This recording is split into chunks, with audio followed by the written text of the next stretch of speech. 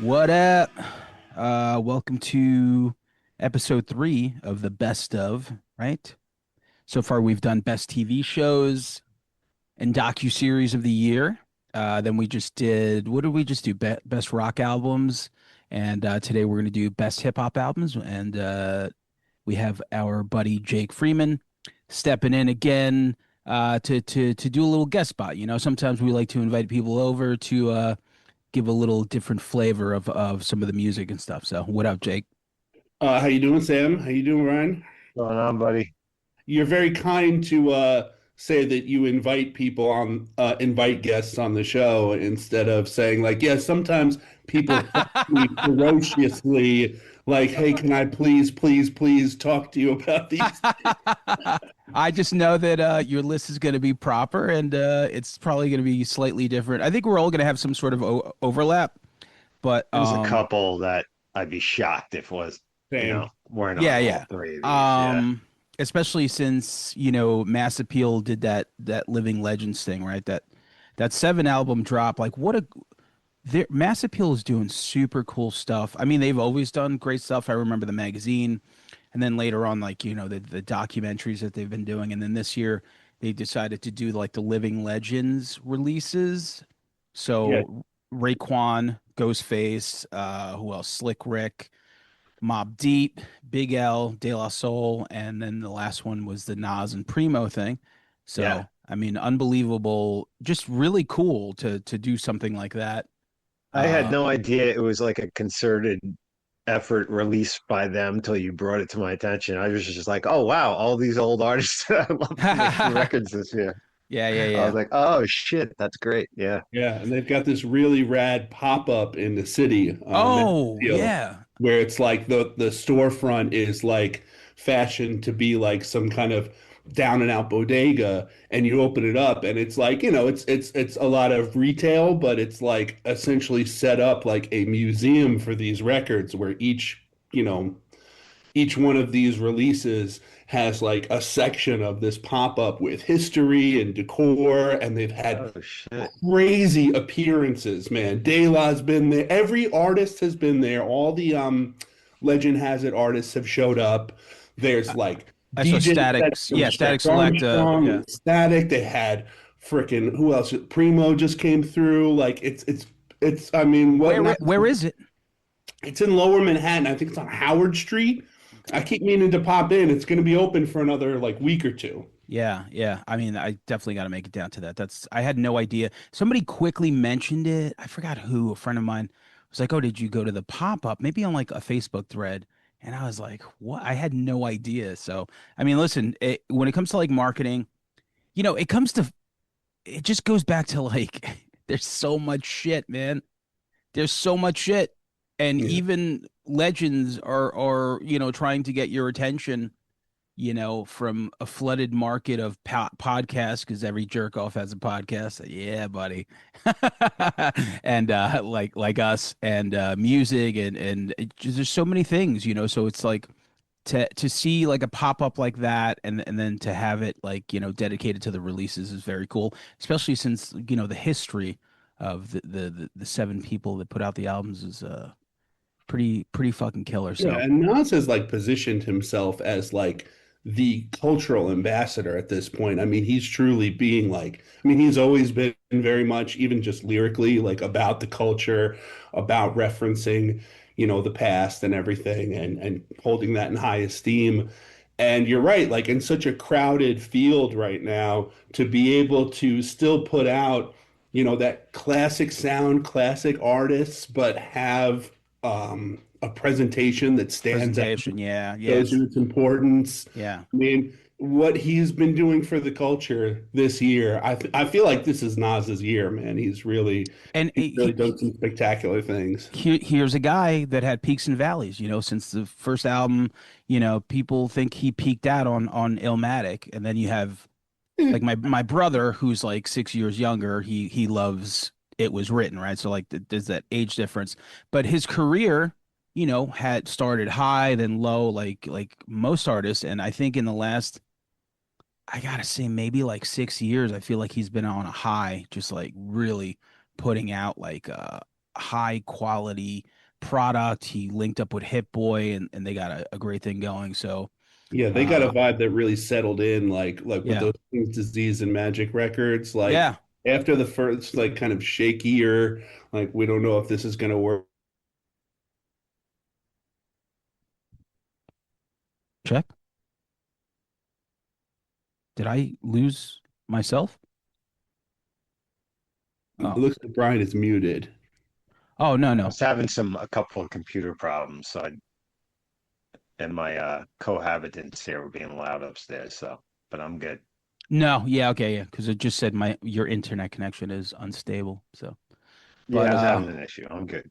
all right. Yeah, let's kick it off. Let's, like most things, we're gonna do 10 favorite albums of the year. But before that, let's just kick off some things that didn't quite make the list. So Jake is our guest. Give us some honorable mentions that you left off the 10. Okay, we'll do. Let's see. I mean, to be honest, I mean, I really labored over where a lot of these legend has it releases might sit in the, top 10, but surprising myself, a lot of them didn't quite get there. So like Same, same. I will reference, Mobb Deep, Supreme Clientele 2, Slick Rick with DJ Big Drees, Yeah, uh, yeah, yeah. the Wu-Tang release, which we kind of like, I feel like I definitely forgot about was this year. That's actually a really solid album. The Bastard Swordsman. Wow. You have your guys who like never miss, who put out like 20 albums a year. Currency had a great record this year. Smoke DZA. Mike put out a great record this year. It's a little, maybe M- too alternative for me, but I do dig him. I dig some of his stuff. Yeah, Definitely. It's yeah. so some of it is definitely like not my favorite, but he's one of those people that on occasion, like yeah, Mike's, it's interesting because it's just his name, Mike, right? So it's just He's like, a great feature guy. Like when yeah, he pops up on other people's records, like his verses really hit. A whole album is like he's always got the production, but the rhymes might be a little too yeah, yeah, me and poety to know, to sustain a whole record for me. But that's not a knock on quality. Like he's absolutely. Yeah. two collectives, the Hidden Renaissance Collective and 1999 Write the Future. These are two really exciting, like, kind of developments where it's like, I think one of them is even online based and, includes dozens of artists who are all collaborating and putting out really solid releases. I have some, like, ones that really just missed the countdown that I really especially want to shout out. First of Yeah, all, yeah. that Rock Marcy and Premiere EP, which was great, excellent. But I chose another Rock Marcy album I liked better to show up on the countdown. Ray Vaughan's record, Good, the Mm, Bad, and the Dollar Menu. I heard it. That's I, really uh, good. I curse myself for putting on a West Coast artist, Yeah. especially one that feuds with Joey Badass. But like, gotta say, this freaking record is really solid. Yo, it's funny that you said that because like when someone mentioned that album, I was like, yo, why does that name sound familiar? Then it was TDE, and I was like, I feel like this is the kid that was beefing with Joey. So Hmm. yeah, yeah, yeah, Yeah. yeah. Yeah, and he's had some like pretty viral kind of releases from what I understand. He's like taking advantage of like social media and stuff in a way that I'm not aware of, but he really kicked off Domo Genesis he used to be from Odd Odd Future, yeah. Future. This guy has been like laying in the cut for me like every year. Like he's been putting out like a very what I want to say sound like easy releases. Like it sounds like he's just having a good time working with people that he Well, likes. he did an album with Evidence, so he does a lot of stuff with Evidence. Evidence. He did one with Alchemist, I think, Yeah, last year, 2 years ago. He did a record with Gray Matter last year, and then did this one, Scram, this year. And there's Scram all, Jones, huh? Scram Jones. No, I think the record's called Scram. Oh, Scram. Okay, okay, Yeah, yeah, record's called Scram. The producer is Gray Matter. And yeah, it's just really vibey. Like every time he puts something out, there's always like one track on it that's like one of my songs of the year, you yeah. know? And then there's these two, these are the last honorables I have, but the most noteworthy for me. One is like they're a little TikTok-y, they're a little maybe car commercially, but this group What More, they are also another group that's like a big kind of viral sensation. I'm kind of missed out on that, but they're like a bunch of really young Manhattan kids. They went to, LaGuardia High School, the Fame High School. They're all like deeply into music, play instruments, and they've all been friends since they were like 17. And they put out this music that just none of them are stellar MCs, but you can tell they love what they're doing. They're having fun. There's a real interplay between them as friends that like creates a vibe that I really feel like I can tap into. And plus, Yeah. again, for those of us who kind of grew up out here and going to shows and the city and whatnot, like it really captures that kind of youthful New York We excitement. we don't we don't get in interplay as much, like what the Beastie Boys were doing, Run DMC. There's a couple of groups like the Same Olds brought that back. Mhm. Really cool stuff. I don't know if you're into. I'll send it to you. I think Please. they're like Cali, and they just tapped into like, but they only do like singles, so it's Yeah, always these guys hard. were singles only for a long time too, and then those singles just wind up becoming a Yeah, full, like they get collected on an album. cool. Yeah, I got to check that out. And then last one is this group Punching Bag, who are like an anomaly. I can't find out anything about them. I don't even know the MC's names, the producers' names. Their whole gimmick is the gym. Like they are just rapping about like every song title. I mean, the group's called Punching Bag. It's specifically about not even about boxing. They're talking about boxing gym, like boxing training. They don't talk about fighting.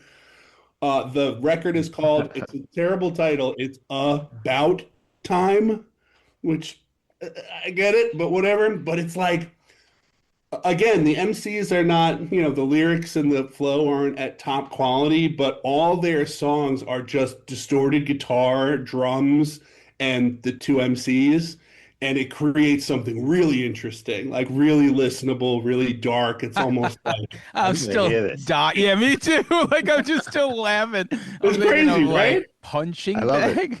Punching Bag. Yeah. Yeah, we gotta For check that sure out. sounds like a hardcore band. Yeah, It's yeah. when you listen to it, you're like, yo, Punching if bag. guys that were into hip hop like tried to do a hardcore band with, as hip hop guys, like this is indeed what that would sound like. Like floor punch.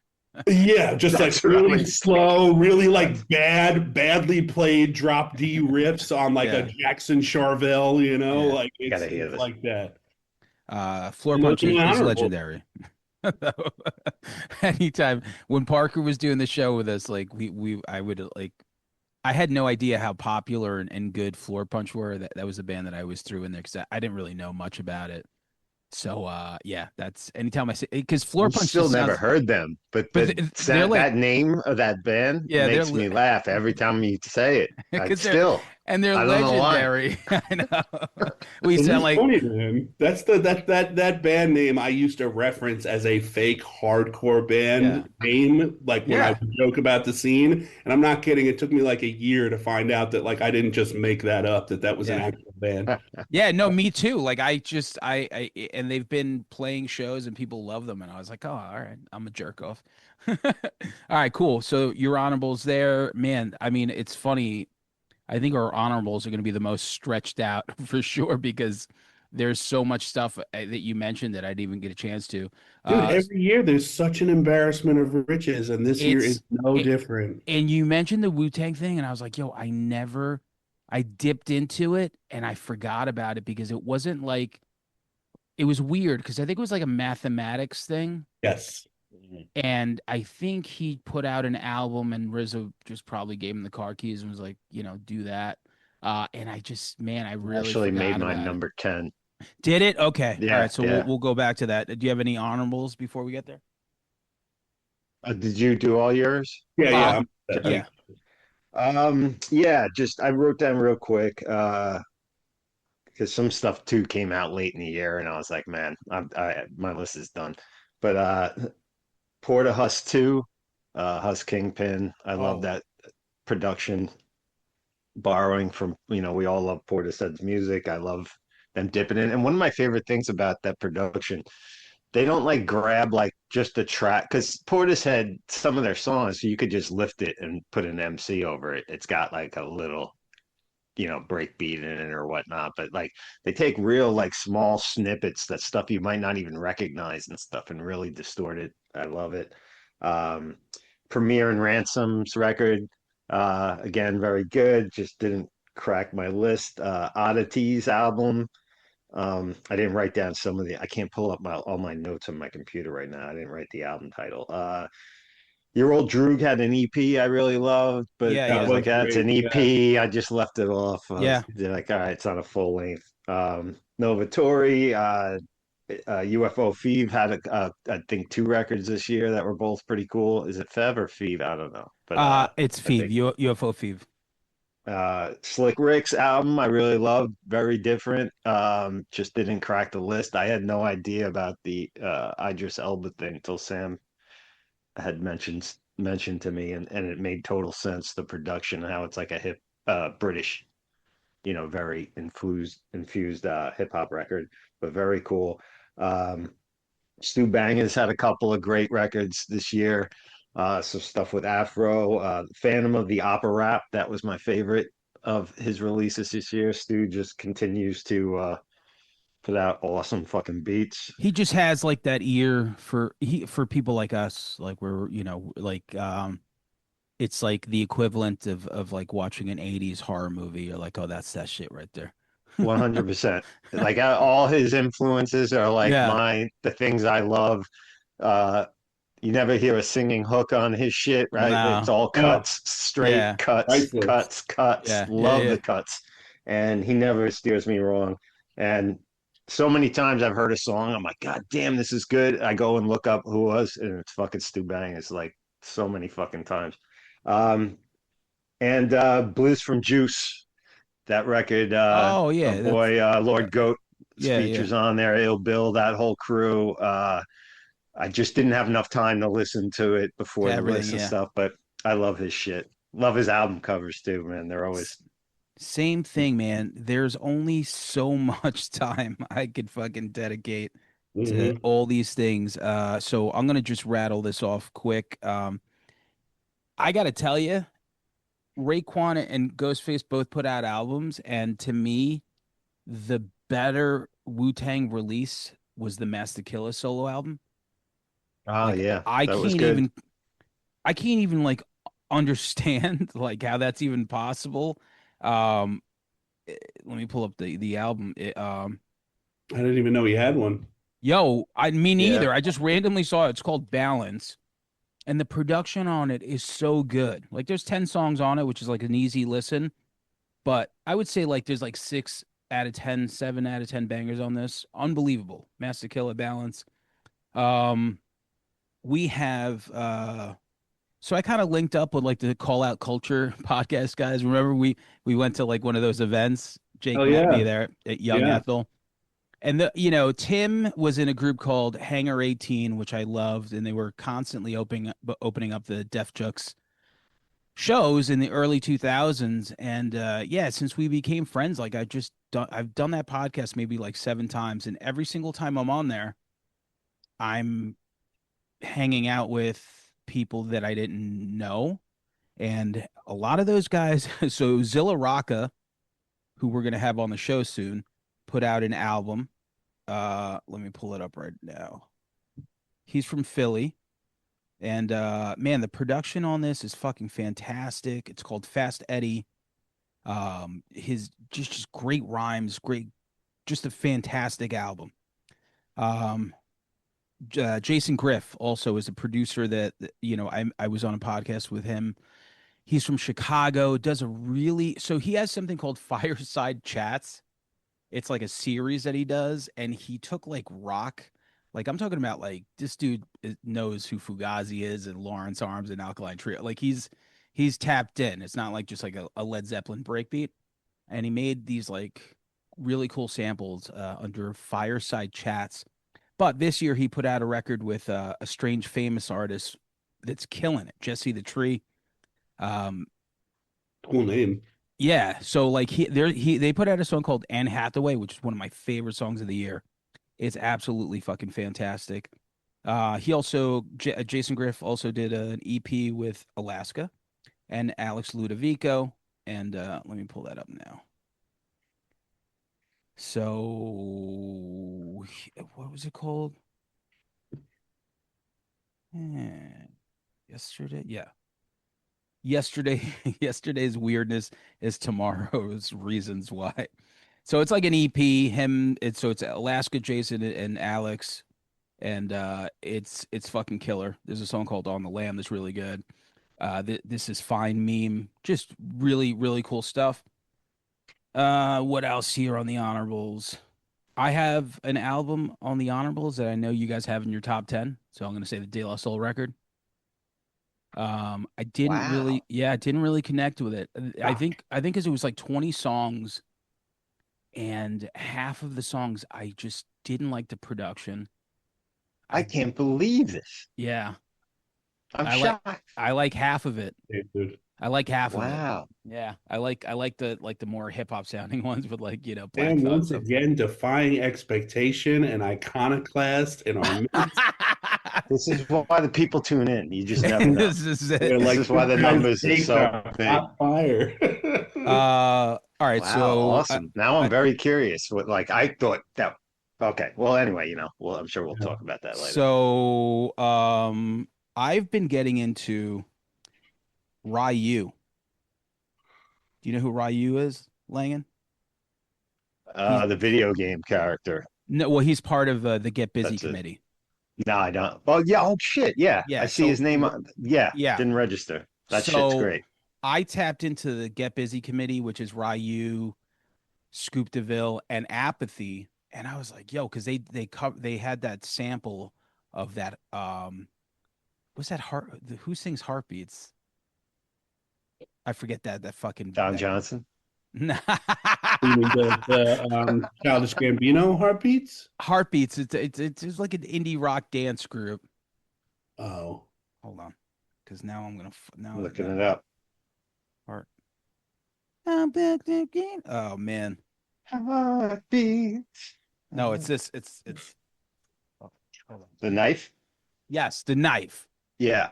So See? they fuck, and I was like, yo, this is crazy. And then I found out he's in a group called, or was in a group called Styles of Beyond from like the early 2000s. And then I found out that they were doing work with Fort Minor, which is the kid from what's that band? Hybrid Theory band, Linkin Park. And I was like, no wonder that Fort Minor shit sounds like hip hop. And so I started dipping in. And I realized this guy has a fucking new solo record, and it's called Medium Raw. Yo, it's so fucking good. Yo, the Really? production is it's so you would both of you guys would fucking love this I'm shit. writing this down right It's now fucking because I love Get fantastic. Busy Committee. Yeah. He kills it, right? So all right. I got the Big L album Oh on the yeah. Fuck. mentions. Forgot that. yeah, same. I forgot I that. always feel a little funny though when the guy's dead and then Well, the it's record it's comes this out. what's the Make second him up. one to Yeah. come out. But I mean it was still cool. Some things that you've heard, some things that you haven't. It was still Hmm. great to just get a Big L album. Wrapping it up here, I got Sonny Jim and Homeboy Sandman put out a record that's fucking fantastic. Ever since Davey Bright mentioned Sonny Jim, do you know Sonny Jim? Yeah, Uh, yeah. yeah, ever since he put out Davey Bright mentioned it when we did that podcast. I started dipping in. I was like, yo, this dude is fucking awesome. And once again, like a lot of these people, like the rest of like my honorables, it's just people that are dropping 3 to 4 projects a year. And it's like, bruh, like I, what do you I want me to know. do with this? I Yeah, know. yeah. like pick one and I'll listen to it, but it's like you're giving me like 40 songs. I'm like, it's impossible.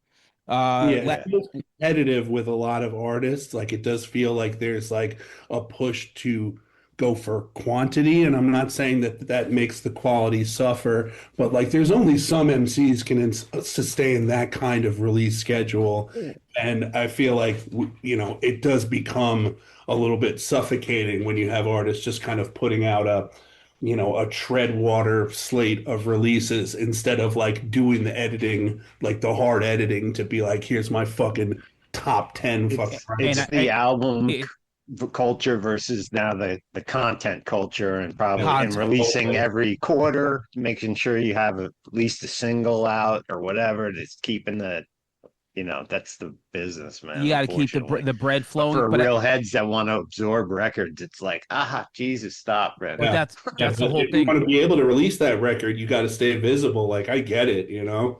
But I mean, that's the whole. I mean, that's the catch 22, right? It's just like because you are getting, basically use your illusion 1 and 2, where you're just like, man, like you guys could have made one fucking normal album out of this, but instead I got to Yeah. listen to My World and Get in the Ring, Yeah.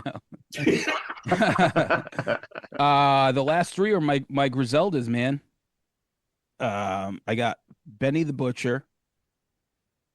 I got Benny the Butcher with his fucking new record, and let me pull it up here. Summertime Butch kills. It's probably my favorite of the three. I mean, he got a OT on a song called over here called God Gold Plated Alicia. I can't even pronounce that. But it's one of my favorite songs of the year. It's just fucking vicious, brutal. I love it. Then I got West Side Gun, put out 3 albums.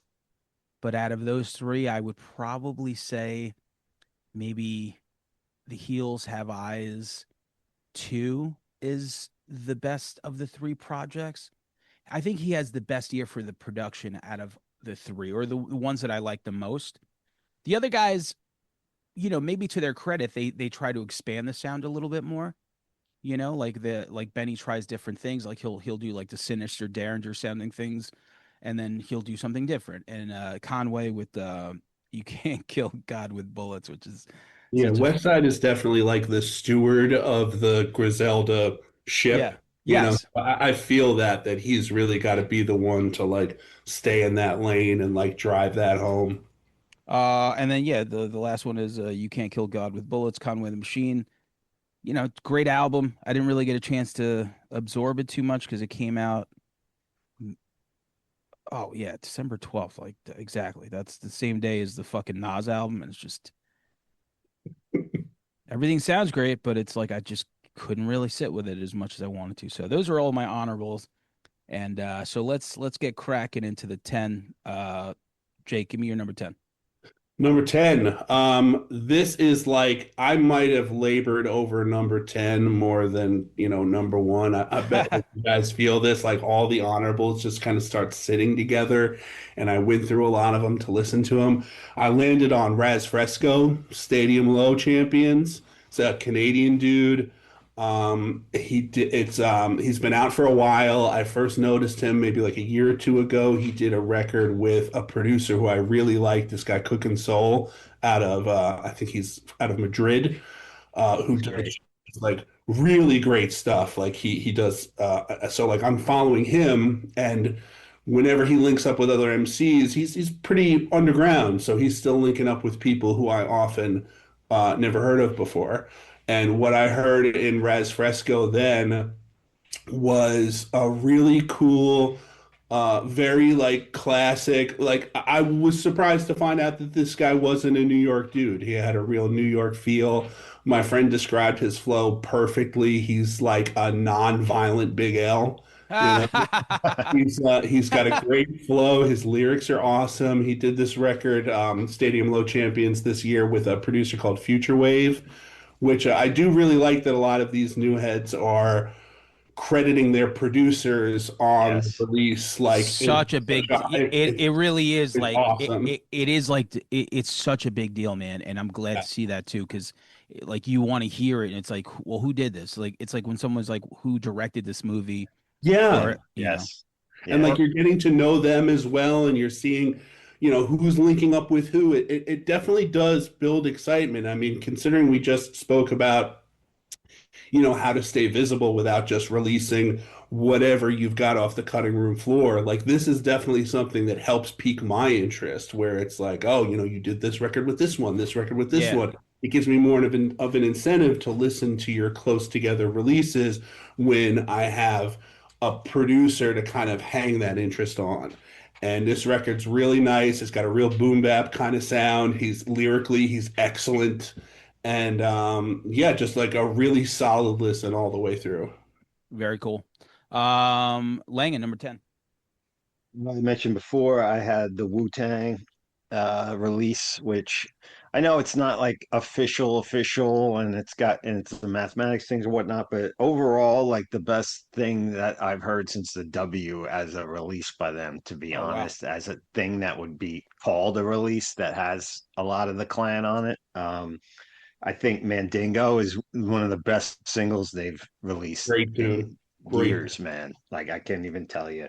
I loved hearing Cool G rap on there. A lot. Meth is on fire on it. Meth's been on Meth's fire been like yo, he recently. has been on fire. When I tell you, so he did an interview and he was talking about being very depressed and like angry and bitter and his career was like taking a shit and then one day he like snapped out of it, started working out and decided to like he said he was like phoning in fucking like features and just kind of like fell out of love with it and then like next thing you know he's like when he just like put everything back into it. He was one of the people when they did that last album with Mathematics where like he was killing it. Now every feature Meth is on, I don't know if you pay attention, every feature this guy's on, brutal. He is smoking fucking people. Well, he's Totally. one of the clan too that seems to be like his features are actually projects. He's not just selling. I mean, man, every week in my release radar, I have something from an Dude. unknown rapper that I never heard of. Probably some trust fund kid that got some money and bought a verse from Ghostface or something. And I'm like, "Ain't this shit. I don't want this shit, man. Yeah. I Somebody just want with official releases. Well, somebody with I 30 think monthly listeners, but a fucking solid gold dookie chain in his yeah. fucking in his Get your money. Don't get me wrong, but I just don't want to hear it. I don't want to It's get it at get it at my radar. like but yeah, I really like this release, and I know there's like I think Jizza had a couple of verses in there that were recycled and shit like that and whatnot. That's why I didn't go higher in there, but I love it. And Mendigo, fucking slams. That's my number All 10. right, number 10. My number 10 is, I mean, once again, this girl has three projects. Che Noir. Yeah, I had a hard time picking which project to go with. The Color of Chocolate was a great runner-up, but I'll go with the last record that she put out, which was a duo, her and Seven. What the hell? What a weird name. Something like Seven Genius. The album's called Desired Crowns, and every fucking song on this, like they are just spitting hard. I fucking love this album. Che Noir is definitely one of these voices that's been getting a lot of props lately. I think she's out of Buffalo. And Nas actually mentioned her on Light Years when he was like going through like the female MCs. And I would say like if you listen to this, I would go with like Topanga. Like once you put on that first like song, it's just you'll hear like the lyricism. It's just fucking fantastic. So Che Noir, Desired Crowns, fantastic. That's cool. I haven't listened to her since she did that record with Big Ghost a few years ago, and I really liked that. Yeah, you got to check this out then. It's really, really good. Jake, number 9. Number 9, this is another one who puts out like a bunch of records every year, but it really does have like a really solid hit rate with those releases. So the one I picked out of his releases this year was the one that stood out the most. That's Boldy James, Murder During Drug Traffic. With he did it with Rich Gaines, another top line credit for the producer. A producer who I don't typically vibe with. I think is maybe a little bit just kind of it never really turns me on too much. It always seems very serviceable. But this record really stood out. It's very soulful. It has a thematic element to it without it being explicit or being pushed. It's not like a story or like a rap opera, a hip opera, if you will. It's more just like a feeling that carries you through the whole record. And Boldy James is just such a solid MC, man. He's got such it's him right away. You know what he's talking about. You feel like he's speaking directly. And yeah, I mean, it's hard to talk too much about it because honestly, it just kind of fits in with his catalog of just consistently steady releases. So yeah, Murder During Drug Traffic, Boldy All James. right. Langan, number 9. Number 9, I got Vinny Paz's. The God Sent Vengeance, I believe. Yes. Listen, Great, great, Paz, great production on that. great production, killer. I think he's got that track Acid Teeth with Ill Bill and Goat. That is a banger. Head of David is one of my favorite tracks of the year. And it's Paz. You know what you're gonna get. Paz, who has one of my favorite voices probably in hip hop. Just certain guys that just with gurus or Q-tips, certain distinctive voices, and his in the gruff manner, one of my favorites of all time. Um, but you're gonna get the real goon shit. Uh, got Evidence. Stu Bangers does some production on there. Um, Killer, you know. Killer. All right, moving right along. Number nine, one of my favorite MCs of the last 5 years, without a doubt, Crime Apple. He's put out 3 albums this year. I gotta say, I kind of like the last two, but it was the first one that he did this year called Rose Gold with DJ Skiz on the production. The last time these guys linked up was one of his most popular albums. So I think they really have like a good connection, just like him and Big Ghost do. But yeah, Rose Gold, DJ Skiz, Crime Apple, Tastes Like Butter, first song, like, he has such a like, I don't want to say, I guess he is like a lineage of like Doom, where they say so much shit and it's like you're catching everything that they're saying and you're like, fuck, that's good. Oh, that's funny. That's a cool reference. Like anyone who mentions like everyone from like John Lovitz to like just random ass like Ally McBeal, like, mixed in with like drug fucking talk, mixed in with getting your dick sucked in like, Venice, Italy or whatever the fuck. It's just everything is covered. And of course, he's of Colombian descent, so he'll throw in some like Spanglish in there and stuff like that, which in the dialect that I'm used to hearing. So it's always a win-win for me. So big fan of this one. Jake, number eight.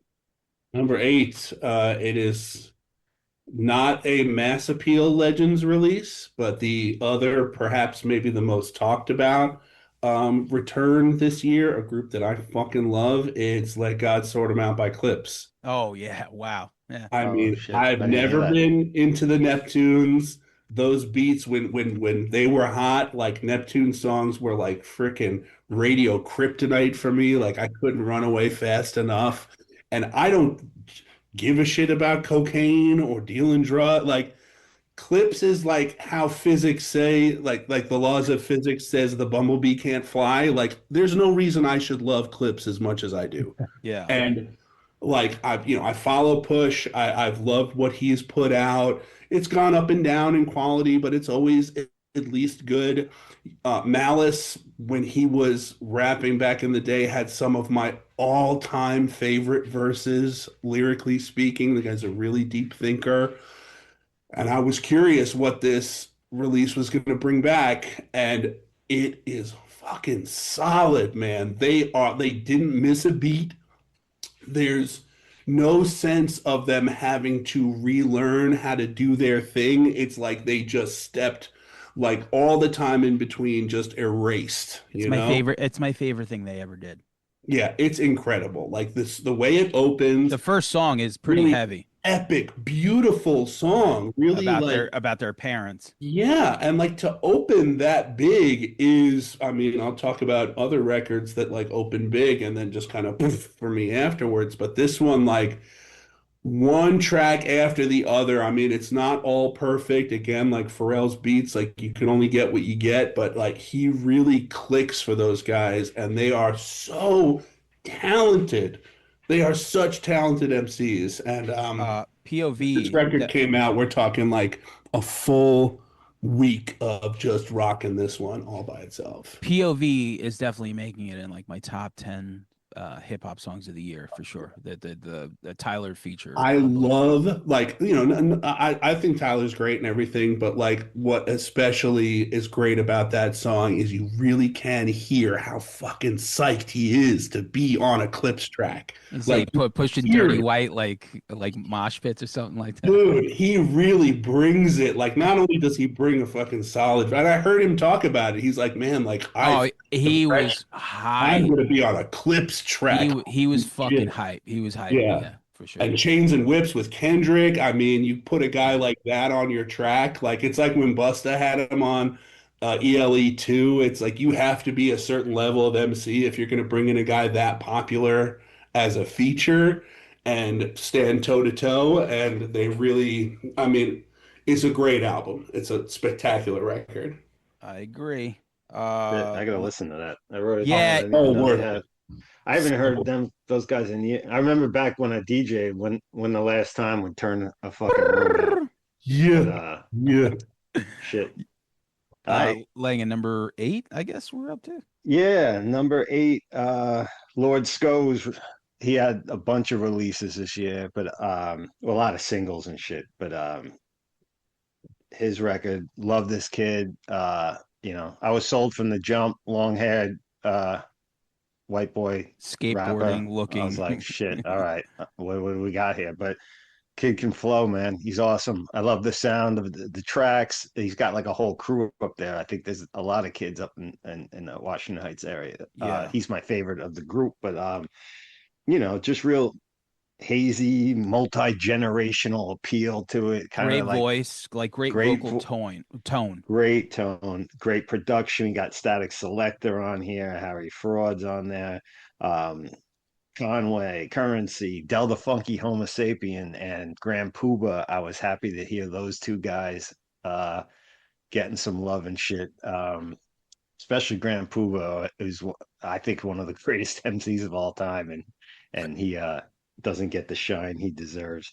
But yeah, I love it. I love everything he put out this year. I really hope this kid continues on the upward For sure. I mean, trajectory. he might be 23, I think. Like so. Yeah, yeah, I dig it, man. He's got the old New York flavor, man. He 90s New he York so flavor. he kind of took the torch from Joey. Mm, He took the torch from Joey, and I think he's running with it because I mean somebody's got to, right? All right. So my number 8, Mob Deep, Infinite. Just blow like when you have a member missing and you're gonna make a record, you never know what you're gonna get. You're just like, okay, whatever. Just happy to get a one, two, three, four songs. sure. And I'm fucking listening to this goddamn album. First, I listened to Alchemist. Maybe it was Alchemist or maybe it was both of them and Havoc on the Bootleg Kev show. And they were talking about like how they put it together. You know, they both had verses from Prodigy, and then they kind of just fucking cooked this album up, and it sounds so good, man. Like Against the World, like all the shit, the M, the O, the B, the B, Taj Mahal. I couldn't believe how I think I love like it's 15 songs. It's probably like 12 songs Yeah. that I fucking bump, and I mean it just exceeded anything that I thought it was going to be. Probably my favorite one of their releases since Hell on Earth, to be honest with you. Mm. I think it's their third best after like their two best, you know. So It's very way better Agreed. than I thought it was And going to Against be. Against the World is like my single of the year. Like I can just I'll be throwing that song on yeah. anytime. And Like to it's start off like that, I was like, "Oh, good. okay." I'm like, maybe maybe this is gonna work. And I was very, very surprised. And I don't know, man. I think Havoc's in a good place now. And I think they needed to just get this one last release out with whatever they had. And he's working, man. He did stuff with Razkaz recently. He Did did those that, JB records, which yeah. are great. And he did the record with Styles P, which blew me away. I was like, this is really fucking good. So it's just I feel like this is a guy who is finally getting the props, and obviously your business partner and your homie dies, and that's pretty wild, and he's picking up the pieces and doing his thing, so good for He him. deserves some major celebration. People, he's like a Q-tip type where it's like people don't know just how much of that Yes. music he was the orchestrator of. Havoc is one of these guys like Doom, like RZA, like Tip, where he's like top tier MC, top tier producer, top tier songwriter, melody maker, vibe curator.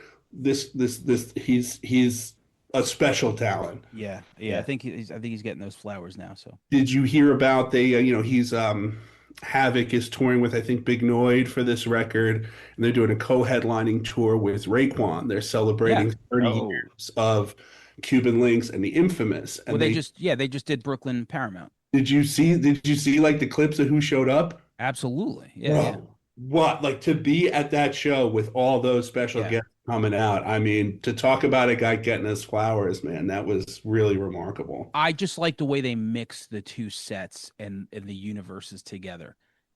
Instead Yeah. of being like, okay, you do your set, I'll do my set. They just like Yes. mix the universes, and it's like both of these 1995 like classic albums, and you're like, wow, this is fucking Yeah, great. less of a co-headliner and more of a community effort. Yeah, for sure. Um, uh, who just went? Who You? just? Oh, I did. All right, you, Jake, number seven. Number seven is Saba and No ID from the private collection of Saba and No ID. This is much more like alternative. Like these guys would definitely, Saba would definitely be like native tongue adjacent had he come out in that era. But he's lyrically and rhythmically just like really peaking, just a top tier talent, really just very introspective. The lyrical quality is really high, and he linked up with No ID. He's done it before, but this is their first kind of record where it's the two of them on the top line, and it's very soulful. It's got like a Mama's Gun era Erykah Badu kind of sound to it.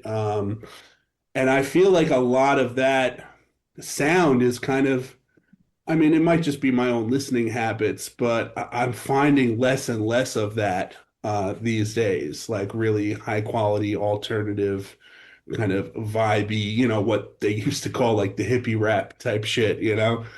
But yeah, this was a really solid release and one of those records, you could really just like clean your house to, just okay. like put on at the start and like let it run. You can have it on as background and you can sit there and intently listen and pick apart lyrics and pick apart, oh, is this live instrumentation, and oh, is this a sample? Like it's really creative, and you can really hear the big effort that was made into putting it out. And it's the one, like when it came out, I was really trying to put a lot of people onto because I feel like this is an MC that I don't hear a lot of people talking about. Yeah, I wasn't familiar with it. I wrote that one down too. Coming Yeah. away with some shit I got to get onto here, It's but I'm solid even still if you into just it. want a vibe shift, Yeah. if you're like, oh, let me listen to a hip hop record that's I want something that's a little more kind of fun, low end theory kind of vibes too, you know? Hmm. It's nice to be able to have that in the arsenal when you're in that mood. That's funny that you mentioned that because it's so, Langan and I've had this conversation and a few people, where, I have a friend who shall remain nameless because you might, people might know him. He's like, I'm kind of over fucking rappers rapping over the theme of Taxi. It's like I just, I just want to hear a fucking drum beat. And I was like, yeah, I think I'm there. Like I want to My have God, that. that's funny. Yeah, I want to have that fucking fun again. And I'm like, okay, yeah, this is. I get it. Like I'm done with it. Now we're kind of like we're still in like the sinister stuff. That's why like I will say like my top seven really have those, like you mentioned, low end theory. Like when you hear that shit, you hear bugging out. Even like the production of like Sam Sever on those like third bass records. Man, that's the stuff that makes you fall in love with hip hop, and everything evolves, but it's I'm ready to kind of like, I need some drums again. I work in two very popular bars in Williamsburg. A lot of my coworkers are young dudes who are, these are people who are in the bar world. So like performers, a lot of actors, people who are into music at the very least. And I'm always so curious, like not only what they're listening to, but what Same, yeah. from my era that made Hmm. such an impact on me might still resonate. And so I'm asking, it's a lot of times I'm surprised by the responses. And the biggest surprise I get is just how often I throw on low end theory and they all know it. Like Yeah. they're all rapping along to it. They're just like, oh yeah, it's a perfect record. And they're not wrong. It absolutely is. It's timeless. It It's sounds current. It fucking sounds old. It yeah. sounds new. It's it's one you can put on for anybody in any environment. Wow. Mhm. It just I mean, Low in My Theory, son's 15. He knows Tribe, loves Tribe. but Low in Theory in Yeah. particular, like it's one of those albums you mentioned Portishead before. Anytime I would be driving back when we had CDs and people didn't know Dummy, which a lot of people didn't know Dummy, you would Mhm. listen to it and everyone was always they said the same thing. They're like, "What is this?" I'm like, "Portishead." Yeah. And they're like, "Wow, this is so good." I'm like, "I fucking know," but like Low in Theory from Excursions, when you hear dun dun dun dun dun dun dun, dun, I'm like, "Yo," to Perfect. like Scenario to like We Got the Jet, like it's fucking like who the fuck would hate that? It's perfect. It's And not that I don't love every Tribe record, but there's something about the simplicity of Low End Theory. Like Midnight Marauders, Beats, yeah, Rhymes, yeah, like these have like a little bit more instrumentation, a yeah, little yeah. bit more conceptual elements, and they work great. But something about Low End Theory is just so locked in that it's just like, here's the sample, here's the melody, here's the verses. It's so perfectly put. Yeah. It's when you want to go back to like the essence and like the DNA, like it's just, it's like when you Plus, listen I to love listening to Tribe because anytime you get a Fife Dog verse, you get such deep, dated references, 90s New York, like he'd be referencing Crazy Eddie and shit. Yeah, Like it brings Demon's me right Furniture. back. yeah. Langen number 7? I got the Raekwon album. Does anyone have that later? No. I never got No? around to it. I never listened to it. I wanted Okay. to mention it, but I felt like I would be stolen valor. Yeah, I love it. I always loved Ray. Ray's not on when I do my Wu-Tang chart. He was never my favorite of the clan. Not that I ever didn't like him, but somebody's got to be, on the scale and shit. Deck was always my favorite, whatever. But, obviously the Purple Tape, Yeah, love all not that not my shit. favorite MC of the bunch, but the Purple Tape is my favorite solo album. It's incredible. You know what I mean? And I think for me, like, anybody from the Woo, they put out something new, I listen to it. Some better than others. A lot of times, there was a period where I'm just like, I'm not into this at all and shit. But this was my probably favorite overall Ray record since the Purple Tape. You know, top to bottom. I think it. The couple of the when he's got the me and the singing and shit, and he's got the R&B singer on the hook. I'm not into that shit, but the track Pomegranate with Deck, uh, one of my favorites. Wild Corsicans with Griselda. There's so many good tracks on here. The production's fantastic. Um, I think it's his best work he's done since the 90s as a full solo record, not like a feature here and there or whatnot. But Yeah. I gotta make time for that. it's funny too, because when I first heard it, I didn't think it would be in my top 10. Something made me listen to it again and pull it up and stuff. And then I was like, God damn, this is even better. I always thought it was good, but I'm like, this is better than I originally even thought. So I the tried. I re-listens yeah, I helped. tried to do it, and I ended up liking Supreme Clientele 2 more. But even though like like the guys in the Call Out Culture podcast mentioned that Supreme Clientele 2 feels more like a mixtape because the songs are so short. There's just like Yeah, less of that. yeah, I And totally. got that later on. yeah, okay, cool. So we'll talk about that. Yeah. I got number 7. Um, the High and Mighty put out an album after a very Mm, long time. Whoa, really? Yeah. Holy great. shit. I didn't know they put out an album. That's incredible. So it's been maybe 15 years.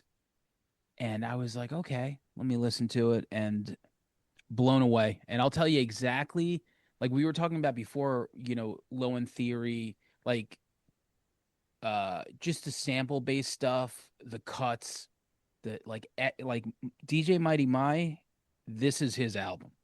Like Mr. Yan did great, and the fucking guest spots are who do they have on it? They have Cool Keith on here, Mad Skills, Alchemist, MC Search. They even got Cage on this album. Pretty. Oh yeah, they have a Cage album, a Cage song on here. But the production, and I messaged him too, like yeah, because we did that podcast together. and I was like, yo, you like killed it. Like this is pure fucking golden era hip hop. Every song on here, every fucking scratch, every sample, every word that he took from another song is absolutely fantastic. It's called Sound of Market. And yeah, big fan, man. I just unbelievable to see them come back and just knock it out of the park. I That's wouldn't a even known about it if you didn't tell me about it that one day in thing. text message. Yep. Yeah, it's killer. I mean, how often did we play that High and Mighty track off of Sound Bombing? Yeah. Like, I mean, Yeah, yeah. I'm still putting that on playlists. Like, Yeah. All right, so let's do number six. Hmm. Does that make yeah. sense? All Yep, right. Is that how we're counting? I think so. Carry the one. Okay, carry the one. Jake, number six. Number six, I mean, there's almost nothing for me to say here because I mean, it's one of the guys who when he puts something out, I'm most excited to check it out. It's Live Laugh Love from Earl Sweatshirt. I love his thing, man. I really do. And after the first two records that he did, which were both just stellar, his releases since then have been not only like they're still great, but they don't have the kind of cohesion that those first two records had. Doris and I Don't Like Shit Agreed.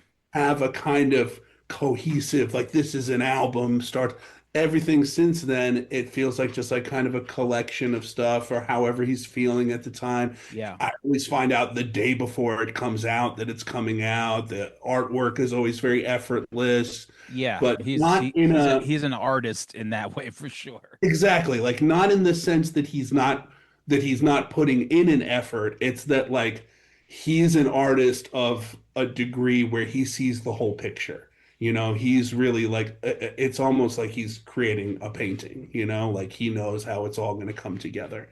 And initially, I didn't think this record was going to make the countdown for me, like my list, because it's like, oh, this is just like another kind of, I mean, I loved it, but it's like, oh, it's another Earl record. Like it is exactly what it is. So I listened to it, I enjoyed it, but I didn't give a ton of critical thought to it because it did kind of bring me, he delivered, he gave me exactly what I wanted from him, what I'm used to from him. And then re-listening to it, it's like, okay, well, you can't be um it's like a familiarity bias. Like it's like just because it's like you're getting another record from him that's just another solid release of what you can expect from him doesn't take away from the quality of that and how much you like it I got to and go back how to it. vital it is to the culture. Yeah. And I like what he was doing with the promo for it. Yeah, the promos were Like really cool. he hired that like 80-year-old Asian guy to Yeah. pretend he was him at a listening party. Like I love all that goofy shit. And the latter half in a year where so many records start strong, this Earl record really builds to like the last few tracks. And he's somebody who I know is very much trying to maintain the vitality of the album in this industry that's very much built on now singles and playlists. He will talk endlessly about like, no man, fuck playlists. Like, listen to an album. I'm making albums. I'm not making singles.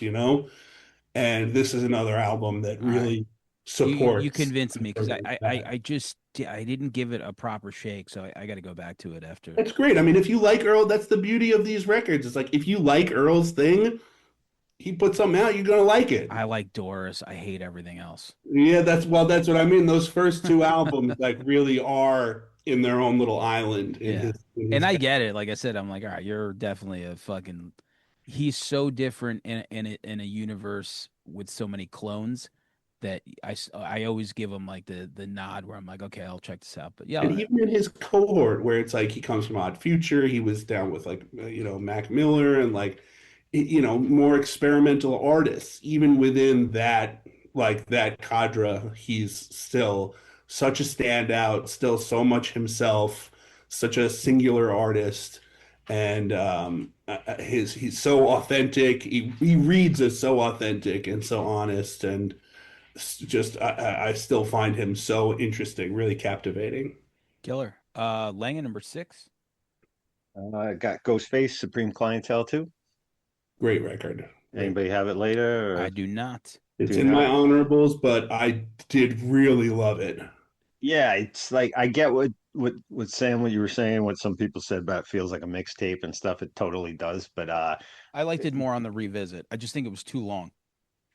I get that. I get that. But I he Ghost is great when he sounds playful and into it and shit, and he totally does on this. I'm a sucker for big, fat, old school break beats too, and this record is loaded with that shit. Great I with mean, he's good with the soul samples. soul samples is my other part. Like that just it resonates with him. His subject matter and his songs. It always did. From his early solo records, but some great features on there. Um, uh, Windows, one of my favorite tracks on there. The track break beat, Rap Kingpin. It's a lot of fun. It's a fun record. It's the beats are big, and I'm sold. Yeah, and I'm typically not into like the sequel thing. I mean, sequels in hip hop tend to just be like, all right, well, you couldn't come up with a title, I or like this is part of your ad push. Sure. Like, hey, listen to this. It's this one. There's no thread. And this record really felt like a sequel to Supreme Clientele. You know, it felt like yeah, big soul samples. Like it really felt like a spiritual ancestor. Wu Camp really likes to do that. I think there's a They few do. instances Yeah, that yeah. But it's sequels. so funny Yeah. because it's like it's not like a movie. It's just no characters, no would And a it's lot of just the time song title.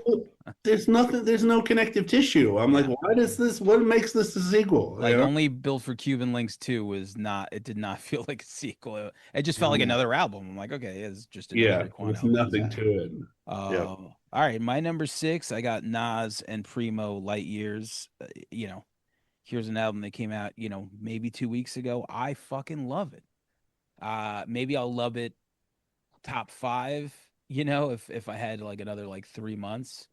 Like I had, like my top five is my top five, So I think that this is as close as an album that came out 2 weeks ago can get to that top five. Uh, but no one, you guys have this later on? No, My number five, actually. I Is it was okay? Cool. hoping So yeah, we so I'm could gonna do talk about it my because number six. it's a real conversation starter. Man, here's, how long have we been waiting for this full project? They did a couple of songs together post Illmatic, but when you hear Illmatic and you hear New York State of Mind, I mean, to this day, like that song comes on, you're like, whoa, you're like this fucking like just the beat on New York State of Mind, and then like the rapping and the storytelling and like when it's a cliche to say like, oh, what a great storyteller, but like when you listen to the verses on New York State of Mind the first time, you're like, yo, this is like literally like you're being so descriptive with this picture. So like to finally get them to put out this project, this full album has been a long time coming. They have New York State of Mind Part 3 on this, and it Woof. reminded me it reminded me of seeing Nas in the Billy Joel documentary this year or last year or whenever the fuck it came out. But Yeah, he's on there. my Yeah, God. he's on there talking, yo. And then I was like, oh, okay, I see the connection now. That's Yeah. why he had that sample. Oh man, what a way to not make me not want to listen to your Yeah. song. Opening it with, well, let's get that Billy Joel going. I'm like, next. Yeah. How about let's not? It fucking, hey, listen, so I get it. Some people just can't get over Joel. This record was like, I mean, first of all, like, did you like that track, the new New York State of Mind? Yes. I Yes. did Oh, I too. hate it so Yeah. much. Oh my gosh. I just I I don't gotta have. say, this whole record, I was amped, obviously, as everyone else. And when I first played it through, I'm like, I don't know if I really like this. Oh And wow. in Immediately for me. today, in today day and age where we're constantly listening to new shit and stuff like that, I gave it the time it deserved. I thought, like, because I'm like, you know what? I'm like, God, I love these guys so much. I gotta. And then I listened to it again, and I caught some shit that I'm like, I liked a little more. And then it grew. I wasn't in love with it at first. I'll totally be honest with you and shit. I did like the rawer production with him as opposed to the more polished hit boy stuff. Which no disrespect, that stuff's good too. It's just that it's no, I'm never going to be interested in that as much as I am something with Primo. Uh, and then I don't know, just it's real grown man hip hop, like lyrically Yes. and like it really resonated and hit me in the right way on further listens where I'm like, God, I like this record a lot. And Yeah. I didn't like the Billy Joel thing at first, even though the parts without the Billy Joel loop, that track it's pretty fucking dark. Like the production of that song, with the exception of that Billy Joel loop, is kind of a dark track. Like it sounds Without a dark. doubt, without a doubt. And then like when they when they drop the beat and then the sample at the end of the song, Yeah. fire. Like I love it, I but warmed up to it. I don't have that, some people just can't fuck with Billy Joel like that. I don't And mind. I I get don't that too.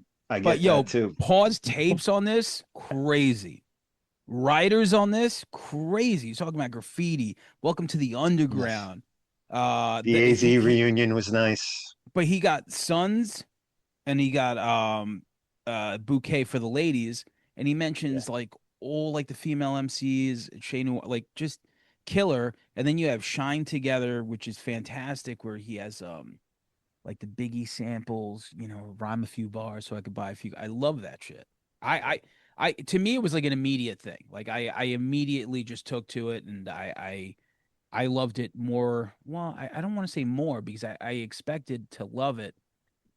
There were a couple of songs where I feel like Premier like definitely didn't drop his best beat. There was like three or four where I'm like, all right, this is okay. 100%. This is the conversation we got to have. There's Okay, okay. clunkers on there, like but show me. I mean, how many hip hop records come out? They're all fucking fire. All of the tracks. You know what I mean? it's, I don't think there's that many, to be honest with you. Even But some of the ones I love the most, I could drop a I few think he off it. should have incinerated this album though.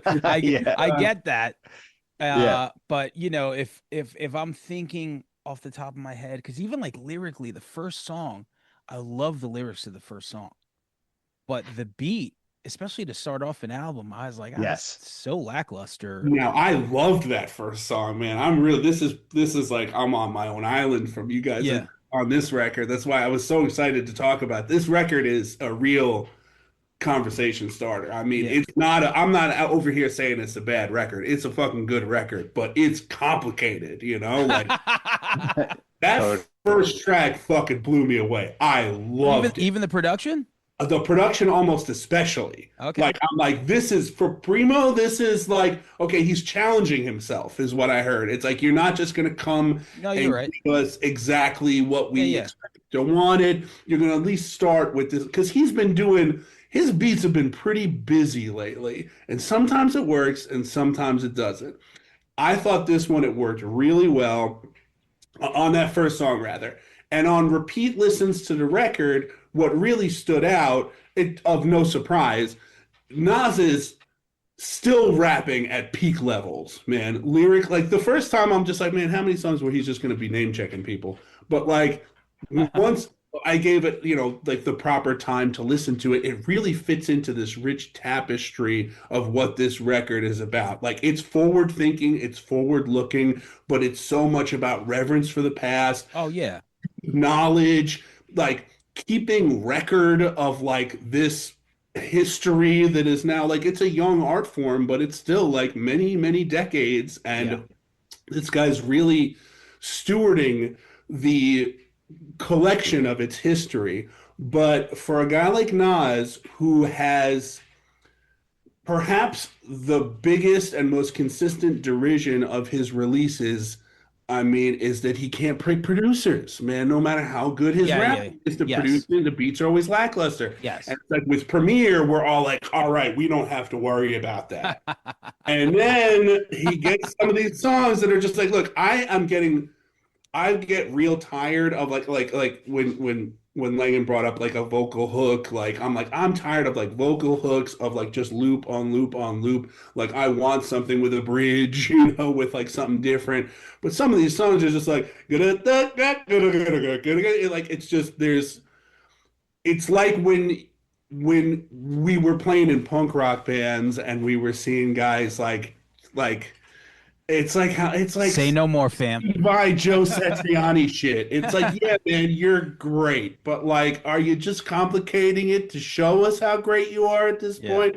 Like, you're challenging yourself, but somewhere within that challenge, you're losing the connection to the audience. Now, granted, that seems to be from not just from talking to you guys, but talking to other people. That's like a singular experience of mine. I'm not sitting over here saying it didn't work because it worked for a lot of people, and it But might work for me on repeat listens too. yes, There that's are that. songs I really like, but as a whole, after a whole year of Nas being like, Mass Appeal is on some king shit. And then it's like, oh man, he's gonna come back and hit us right at the end of the year with the Nas premiere project. The expectations for me might have been a little too high. And for me, I just feel like, We Joe Satriani was going to to come up today. I knew it. we all knew. But I think maybe in 6 months I could give like a better, Sure. review of the album, once I drive around with it a bunch more. But man, on first few listens, I'm like, I mean, I loved it, with the exception of, like I said, of like occasional, like, oh, this is the bed that you gave him. I guess it's okay. But, Right. I mean, who the fuck am I? It's DJ Premier. Like, This I'm a is what I mean. nobody. The fact that it's Premiere fucking up on the beats, I'm like, yo, man, Nas like pissed off some thinner gypsy back in the day. I curse you with shitty production. Dean. Yeah, like he even with Premiere, he can't make it work. All right, so top five. Here we go, Jake. Number five, this is an artist that I've always been kind of paying attention to and has never really broken through to me. But then this year put out a record that really fucking blew me away. That's Gollywog from Billy Woods. You guys Okay. got that record? Mhm. It's it's the production on this record is unreal. Like he's got a whole track where the melody is a sample of someone crying. Like it's so interesting. That's It's interesting. so unique. Yeah. Um, Like when Anti-Pop had that ping pong sample. exactly. Like you don't hear it like, oh, he's doing something cute and weird. It's like, oh no, this works. Like Yeah. I can imagine someone hearing this and going like, I can build a song on that. Yeah. And he's an interesting character. He's got an interesting history. His rap flow and his lyrical content definitely kind of rests above his flow as an MC, which is good, but it's very jazzy. It's very just kind of all over the place, very esoteric. And with that, it often works or it doesn't. And a lot of his previous releases feel like to me they were like really very dark and very sparse in terms of rhythm. So he was really doing much more of that. And on this record, there's like some real steady drums that give him the opportunity to do that in a way that doesn't feel quite so chaotic. Okay. Cool. But yeah, great record. Really solid listen all the way through. It's like dangerous. Like not in the way that hip hop is typically thought of as dangerous, where it's like, Like Michael violent or Jackson. about like criminal activity. It sounds dangerous, like, oh, this is some dark night of the soul type shit. Okay. All right, you piqued our interest. Yeah, I think you guys would like it. I think you really would. You I did know, I know like the, I know the backwoods like stuff, like because I know like he's got Armand Hammer. Like they put out a record this year. Shrapnel, like is the guy Curly Castro from the Call Out Culture podcast. He does Shrapnel with Prem Rock, who is at that Young Ethel. Actually, so was Curly. So yeah, I got to check that out. So, laying at number five. I had the Nas record. We pretty much cut that up. Okay. Oh yeah, that's right. You had it on five. All right. So my number five is Evidence from Dilated Peoples, continuously making these like really cool, like when people say this is a vibe, to describe something, his albums are a vibe 100%. where he's not rapping anything like crazy. It's not like he like everything he says like you follow, and it's like like that ball on that dot or that ball on the sentences. Everything is so easy to follow. He flips a lot of great phrases, a lot of great rhymes, and then the production is just so fucking Cali laid back that I feel like he's on a run. And it's called Unlearning Volume 2. And man, what's my jam here? Rain Every Season with The Alchemist. There's a video for this. He actually has 8 videos for this whole album, which are all And fantastic. He's great with the visuals. But yeah, big fan of this Rain Every Season because Alchemist actually raps on it too. So big fan of that.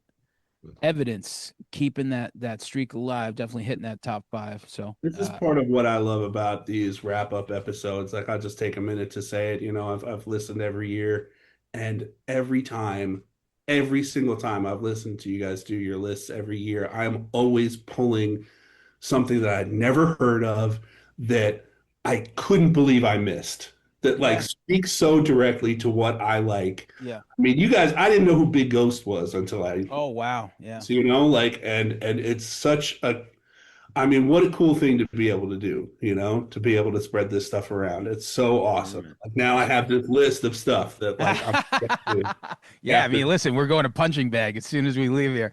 'It's only 100%. 5 songs. You'll get through it real quick. Love it. Perfect. Say no more, fam. Jake, number 4. Number 4. This one was maybe one of the most exciting discoveries I made this year. It's Rock Marciano presents Errol Holden, Mulberry Silk Road. It's Rock Marcy, who I love as an MC, as a producer. I Yeah. mean, this guy can almost do no wrong and has never done any wrong. I had And never heard of created a it. lane. I mean, honestly, like Oh, for created sure. a lane. Like all that like fucking flute rapping and fucking like, chill vibe thing. Like he was the one doing it before anyone. And yeah, I don't know. Yeah, to the point where he can put, as a producer, he can put himself on the Rock Marciano Presents, like you kind of know what you're getting into. And this guy, Errol Holden, just has some really, really interesting life experience. It's his flow is unique. It's very like Saul Williams. It's very like Yeah. death poetry, like it's like you can catch the rhythm, but it's almost like he's daring you to do it, and you kind of have like you feel like when you catch his rhythm and catch his rhymes, like you feel like you're in on something. You feel like you picked up, like you deciphered something. Yeah. Saul, Uh, Saul, I think Saul had that song on Lyricist Lounge or something that was just like, I was like, yo, this is crazy. Yeah. Crazy. And this guy does, I'm not saying he's got the kind of, staccato wildness of a Saul Williams. He is a rapper, but he's very much himself once again, like very authentic. Like you can hear that he's just like he's fitted stories from his life and how he really feels about them into these kind of tone poem rhymes over and much like what I was talking about with that first track on the Nas record. Like here's Rock Marcy, here's somebody who is consistent, who I've been listening to for years. This artist gives him the opportunity to challenge himself and do beats that maybe he wouldn't do on other releases. And it is so rewarding to hear him do that. Because once again, this guy's flow is very unique and like it's very much, it's very much off the 4/4 a lot of the time. And so it gave him the opportunity to do some really interesting production. And it fits with what this guy's doing so well that it's got me really pumped to see where this guy comes out, after this, to see what he does after this. Very He's a cool. Harlem dude. He's got some real deep cosigns from people in the game. And Mulberry Silk Road, man, awesome record. When we're done, I want everyone to send me their top 10 because I'll make a playlist. Like I'll pick like 3 or 4 songs from like each of our selections and stuff. So then that way when we do the episode, I'll put like a 12-song playlist Sick. so people can listen to Send some you of the songs. tracks or the Well, albums? send me no, send me I mean if you want to send what songs whatever, but probably just send the albums. Just give me Okay. like your top 10 that way I'll just like pick whatever. So, Word. Langa number 4. My number 4 is Luca, Lost Language Found. He's an MC out of Memphis, but hooked up with Static Selector, who did the production MC. on this. What's that? A memc, if you will. Yes, yeah. Static Selected did the production. It's a perfect mix of like that gritty South kind of flow, but with an East Coast boom bap sensibility and shit, and it works so well. It's one of he's him and Static work together so perfectly. It's real dark. Um, got a lot of good features on it, especially the track South Still Speaks with Killer Mike on it. Words Drenched in Acid, another one of the bangers on there. It's really, you know that it's you got to give it a listen. Like I don't listen to a lot of down south MCs, but No, but if the just production's there yeah, with Static, the combination, like, because when Static did the Bun B stuff with Trillmatic, yes, and then also the when he did the Paul Wall stuff, I was like, sure, oh, it just, I don't know, maybe it's just easier to like listen to like to that with production that we're kind of like used to as far as like, 100%. so yeah.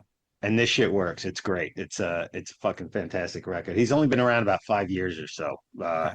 He's been on my radar here and there, but this as a full album is outstanding. But yeah, so extra homework. Send me the albums and then like a song that you think represents the album the best. That way I'm not Or guessing.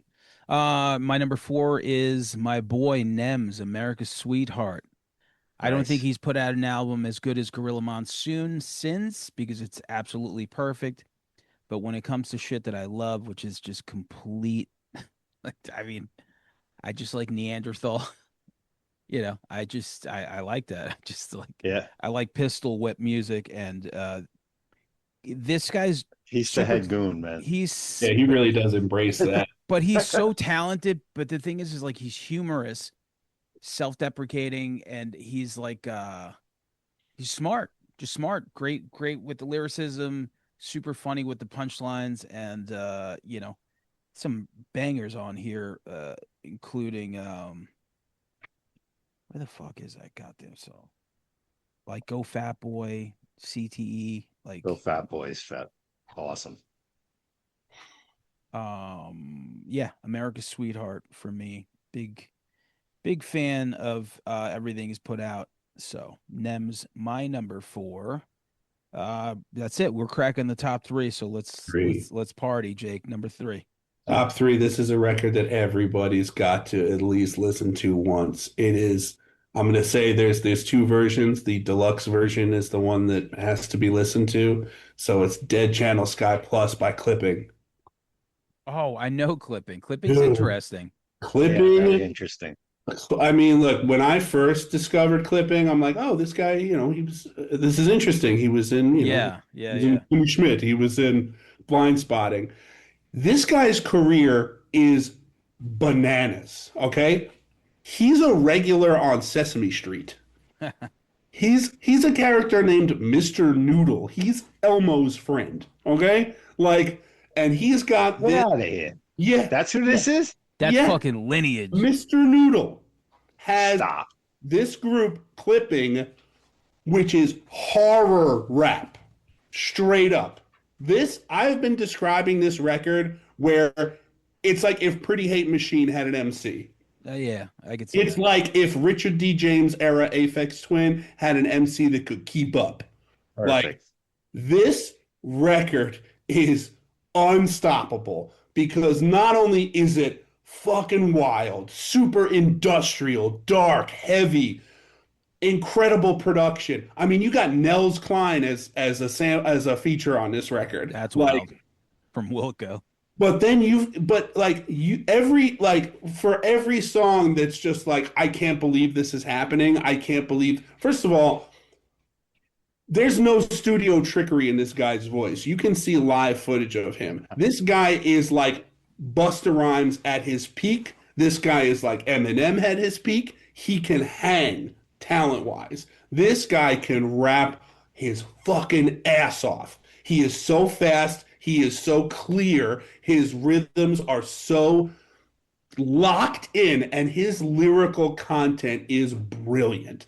Meanwhile, you've got some of these songs like Run It, Keep Pushing, Code, Locator, Dominator. These are club ready, dance floor, explosive fucking bangers. Like with like boom, clap type shit. Like it is unstoppable. And I dipped in when they did Visions of Bodies Being Burned. That was like great. 5 years ago. I can't even like, but I was just like, yo, this is fucking bananas. I haven't checked out the this record, so I guess no. Levels levels above. It is a Langan, triumph. you would like this shit. It's pretty I unique. I know this shit. Okay, cool. I just didn't hear this record. I didn't even Okay, know they yeah, This had something same. new out. record, Mirror Shades Part One, Keep Pushing, Dominator, Code. You listen to these tracks and tell me that you're not like, oh shit. Like it's singular, it's its own fucking thing. It exists on its own plane, but there's nothing forced about it. There's no weird for weird's sake. And it is like I can't say enough good things about it, and I think it's this guy's career that might turn a lot of people off. I think people, oh, this guy was in Hamilton, this guy's on Sesame Street, like, give me a fucking break. No, man, dude is legit, and his producers, like, they're a team, they're a three-piece. They all write these songs together, and I mean, it's so good. All right, killer. I'm really kind of bummed though because I looked up. I guess this he's Mr. Noodle since 2017 because my son's 15, and I'm in my head when you said that. I'm like, that guy's got it. There's this like he's got to be like a 60-year-old white dude at this point. I'm He's like, one of if that Mr. Noodle, is he's one of in Mr. clipping, Noodle's I can't cousins, I even believe. believe what's happening right now. He's Yeah. one That of would have been Mr. even Noodle's cool. cousins or something. You My just mind blew just I Lang. found You that just right blew out off the Langan's tilt. mind for a minute. because I've been telling people like, yo, like this artist, and one of my friends who has a young son, is like, oh yeah, this guy, Mr. Noodle, and I'm like, excuse me. Yeah, yeah. Yeah. He Yeah. took the noodle torch. He did indeed. He's flying that noodle flag. All right, number three, Langan. My number three is by Dead Perry, album Jeez, called Acoustic Shadows. you making this up? Dead Perry. Telling you. I when I heard this record, I don't remember what part of the year it came on, but I was like, who the fuck is this? This is Yeah. incredible. It's a it's a producer out of the Bay Area, really gritty, murky, cinematic kind of boom bap. It's got features from Crime Apple, Ill Bill, Lord Goat, Planet Asia, All Bill right, Davino. talking It's the language. stacked. What's that? Yeah, talking my language. Yeah, it's got that. I'm a real big fan of that mug style. You know, when it's just like a low piano note or a clinky high piano shit. You know what I'm talking about? Well, That kind of that's when I say sinister because it's from the yeah. Muggs universe. It's from the Derringer universe, and the Yeah. guy that I'm going to mention next, Conductor Williams. But it's right up your alley if that makes sense to you. Track Maximum Overdrive, one of the high points. The crime track is fantastic. I guarantee you you'll like it. All I right. don't know how. I don't even remember how I found it. Probably I go to Wikipedia and usually that list of albums that comes out, I just go through what they Jeez. list that's coming out that day, and I might have popped in there, and I was like, wow, this would have totally missed me, but Yeah. I I'll wait loved to it. check it out. The Bay Area has been putting out some good stuff in the last few years. Like I was never like I'm not like, I'm not like fuck the West Coast. It's just typically has many of the iterations of West Coast sound just doesn't speak to me, you know? And in the last couple of years, like I've never been more excited by West Coast rap, specifically some of the stuff that's coming out of that Bay Area. Well, there's that Netflix thing. What was that hip hop thing? It's like a docu series, and they The covered Evolution one, hip yeah hop. the evolution one where Damn they done had one, yeah. the backpack New York episode, and then they did the opposite side where they did like the indie rap scene of like the Bay Area. Sure. Super cool. Very I don't cool. I don't know if you There's saw that. always been, that's where the Scratch Pickles, right? They're from the Bay Area and shit. Those a Mischief There's too, right? Or no? Yeah. It's Souls of sure. Mischief. They're from Oakland. Um, a bunch of people, but they were all represented on there for sure. It was Yeah. cool. Killer. My number Stone's three, Throw too, right? Peanut Stones. Butter Wolf. Yeah, isn't that from up there? They're from That'd be a there. I Cali, yeah. don't really know exactly, like, California is pretty big, so I don't want to get G checked out here. I don't need someone rolling up to our DMs, with True. discrepancy. It's just Um, engagement, though. It can't hurt. There you can't go. hurt. Stay visible. Yeah, stay out of my DMs. Go to the engagement. You know what? Another thing. Fuck Nicki Minaj. Yeah. I do like Anaconda if she sings it. All right, my number three is Rome Streets and Conductor Williams. I feel like Conductor Williams is having quite the fucking last couple of years. Unbelievable stuff. Rome's album, Train Spotting, fucking killer. Usually he takes my top spot, but the other two albums that I have are just pretty much unbeatable.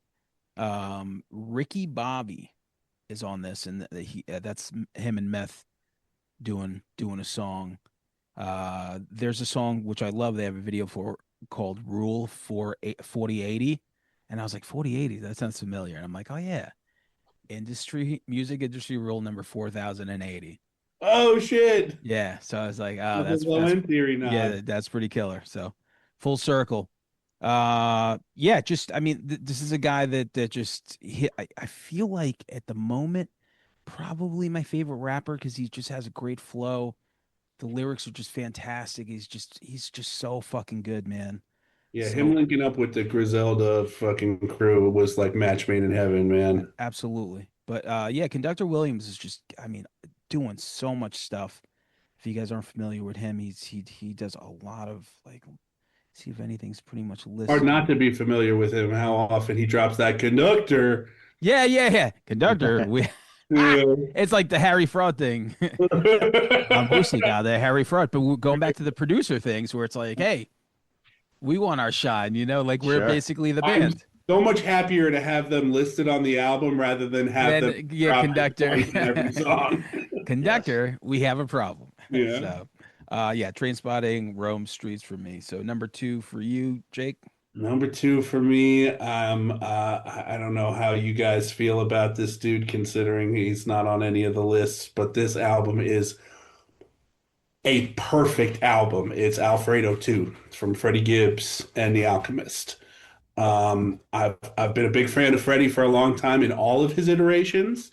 This is a guy who's a real chameleon. He's got such a deep well of talent that he can perform with Madlib and Alchemist. He can do his own records with like heavy trap beats. Like this guy, he's done records with Static. Like this guy is so adaptable without changing his core sound. He can also pitch, which is really important to me. It's like that ODB thing where like you don't notice what he's doing, but he's doing notes. He's giving you hooks within the raps rather than Which is just cool. rap monotonously and Yeah, then yeah, have the vocal hook take over so that you have a melody.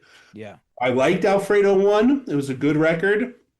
This one, they are so locked in. This is the album that I've played other than the Deftones record. This is my most played album of the year. I can throw it on anytime. I can listen start to finish.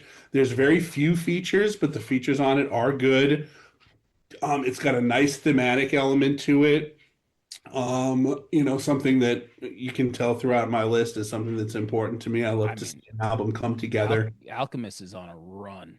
So there, He's on a run. there's the shitty little fucking pretentious shit talker in me that wants to use the phrase alchemist fatigue so bad. Yeah. Like I really want to be over it. I want to be the first one to be like, this fucking guy alchemist, I've had enough. But he keeps fucking doing He's it. on a run. He keeps doing. I don't always love who he works with, like so I don't, like I really wanted to like that Larry June 2 Chainz record more than I did. Okay.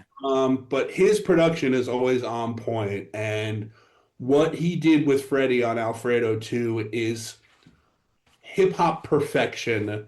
There's almost nothing else that needs to be said. It is so effortlessly listenable, and I mean, They again, they they look nothing like per se.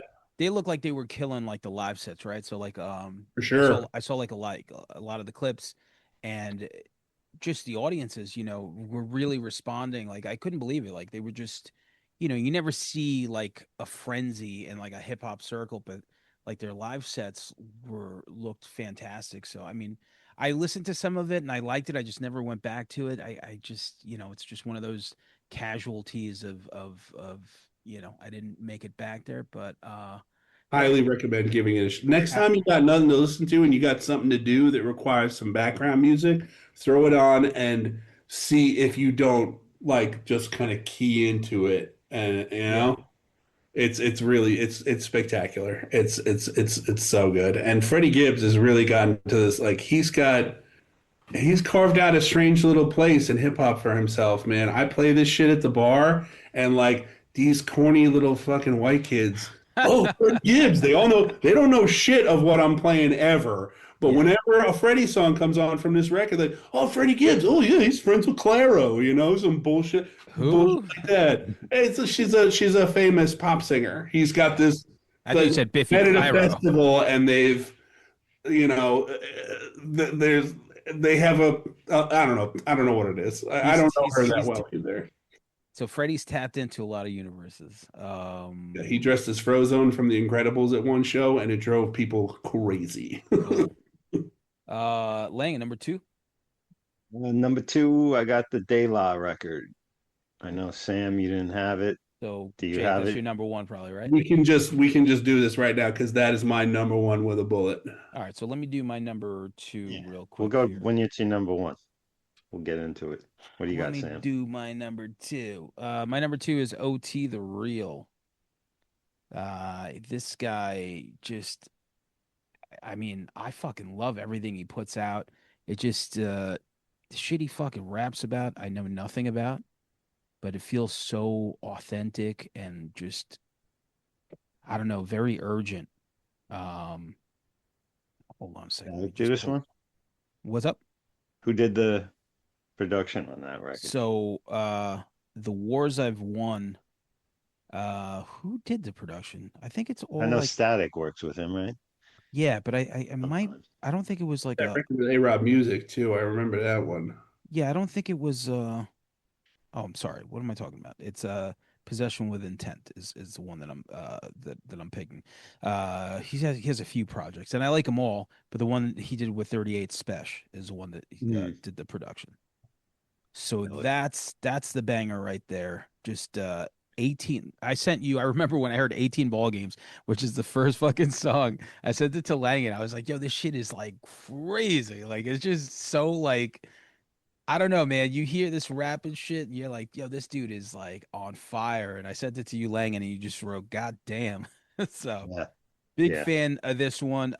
He also did the hook on that Benny fucking song that's definitely in my favorite songs of the year. He's got a song on The Wars I've Won, Life Plus Life. I mean, just killing it this year as usual. He's been topping my list pretty much consecutively for like the last, I would say like 6 years. Like I'm just a huge fan of this fucking guy. Yeah, that's it. OT the Real, my number two. So let's do your number ones, De La Soul, and then I'll do my number one. Cabin in the Sky. I mean, would you like me to begin? Lang, Yeah, this is technically Lang. your No, turn. it was your number one. I And got a different number one, so I'll go it ahead. is. I mean, first of all, this album once again, Nas being who he is this year and putting this series together. From what I understand, everything I read about it, De La Soul were not putting out an album. They were Yeah, grieving for Dave. yeah, And he came up to them like they were gonna. There was always this talk of like, oh, we're gonna do this record with Primo and P Rock, and like yeah, yeah, that was on deck for a long yep, time. And then Dave died at the worst possible time, literally like what, like a week before they got the rights to their music back. Like what a tragedy that was. And the people from Mass Appeal, I want to believe it was Nas himself, but we know how these things go in real world. approached them like, do you want to do something for this Legend series? Like recognizing their legend status. And they could have taken that and been like, yeah, yeah, somebody's recognizing we're the shit. Let's do a record and show them that we're the shit. But instead, they took a record. I mean, this goes beyond record. To call it a record, to call it an album feels reductive. This is an art project. This is a tribute to themselves, to their friend, to all the people that they've worked with. I mean, to think that 2025, I'm going to hear Primo on a De La track, Pete Rock on a De La track. I'm gonna hear Black Thought on a feature. I'm gonna hear Nas. When I heard that track that Nas came on and did his feature on, I wept in my heart. I'm like, man, I get to hear Nas on a De La song, and that Nas verse is the best thing he did all fucking year, man. Those few lines were so potent and delivered the message of what he's trying. Like he's like, look, man, Run it current back. hip hop is great. These artists are great, but we've got more of this. And these songs were, I mean, it's basically just Paz by himself. I mean, Maceo doesn't Yeah, rap yeah, all yeah. that much, you know. Which I think that's what it was for me. Like I just It missed. is a lot. Yeah. But the songs were there for me. The lyrics, once again, I mean, De La were always the best for lyrics. These guys are really intellectual, just highly artistic dudes. And this, once again, I mean, it sits above. It's my number one of the year because it rests above everything else. There are great records this year. There's only one Cabin in the Sky. It is a singular, beautiful piece of art that, like, it would be in my list just for that. And then the songs are there. Like, they didn't skimp on the tracks. They didn't say, like, oh, we're going to do this, you know, we're going to put out this record, this tribute. We're going to put something together. It has intent. It has purpose. The quality is there. I can see that how it doesn't work for a lot of people because it is very scattered. There's a lot of tonal shifts, and there's some goofy inside jokes and stuff that land and don't land. Like it's not a record where I'm like, this is for like Alfredo 2 is for everybody. I'll pass that off to anybody.